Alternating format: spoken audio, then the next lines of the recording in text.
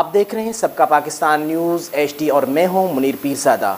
آئیے آپ کو لیے چلتے ہیں آج کی خبر کی جانب۔ نوکوٹ کے مصروف ترین اسٹیشن بازار میں سابق کونسلر مکیش مالہی سیٹھ گوردن داس مالہی کی کریانہ دکان پر دو نامعلوم ڈکیت کی جانب سے اسلحہ کے زور پر ڈکیتی کی کوشش کی گئی۔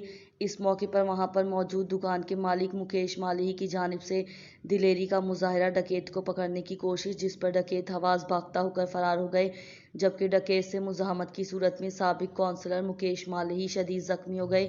واقعے کی اطلاع پولیس تک پہنچنے کی صورت میں پولیس وقوع والی جگہ پہنچی اور وہاں سے فرار ہونے والے ڈکیتوں کے تعاقب میں روانہ ہو گئی۔ مکیش مالہی نے میڈیا سے بات کرتے ہوئے بتایا کہ دونوں ڈکیت کھلے منہ کارروائی کرنے آئے تھے اور شہر کے معلوم نہیں ہو رہے تھے۔